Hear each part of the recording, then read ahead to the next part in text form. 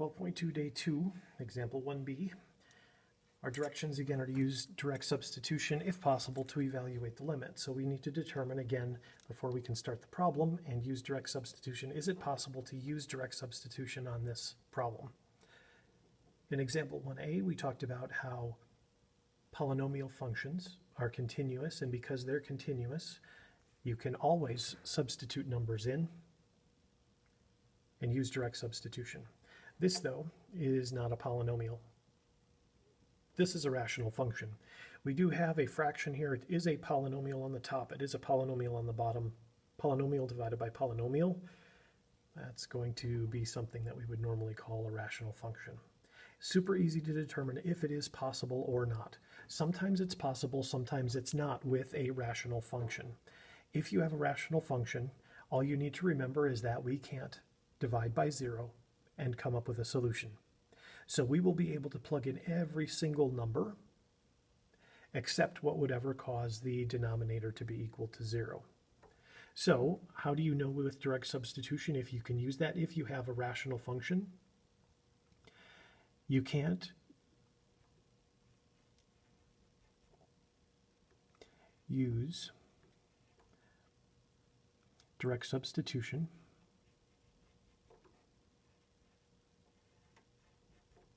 if it causes you to divide by 0.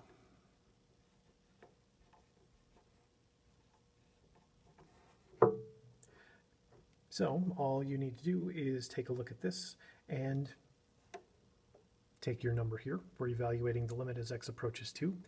Plug that into the bottom and see what you get. If you don't get 0, then it is possible to use direct substitution. If you do get 0 in the denominator, then you can't. So if I take 2 and I substitute it in, I would have 2 minus 2 on the bottom. That would give me a 0 in the denominator, and we can't divide by 0. That doesn't give us an answer at all. It just gives us an error on our calculator. It doesn't exist.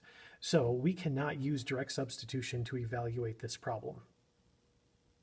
The directions say, if it's not possible, explain why. All you need to do is say something like this.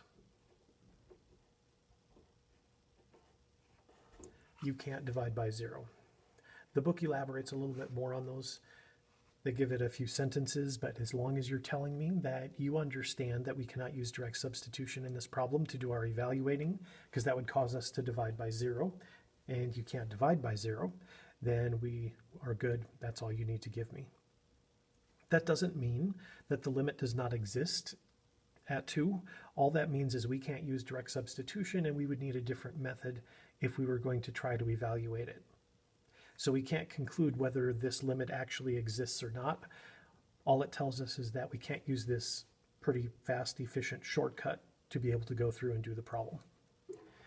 So that was letter B. For letter C, we're going to use a different number down here in the denominator.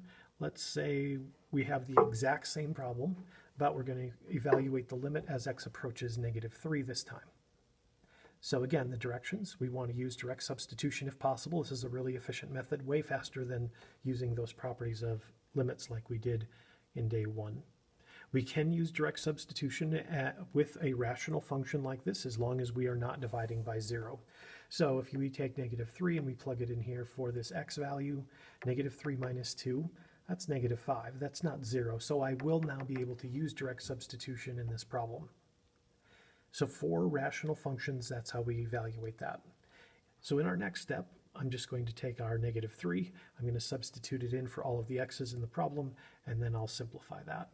So on the top, we had x squared. That's now going to be -3 squared, and then we have that plus 1 on the top as well.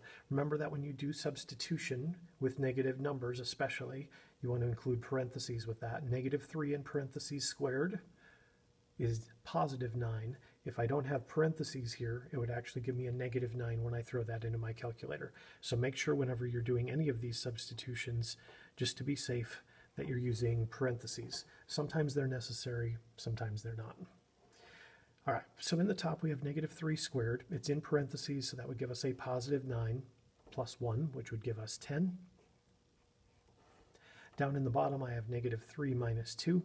Negative 3 minus 2 is a negative 5, and then we would just want to simplify that down as much as we can. This ends up being a nice integer value, so we end up with an answer of negative 2 for this problem.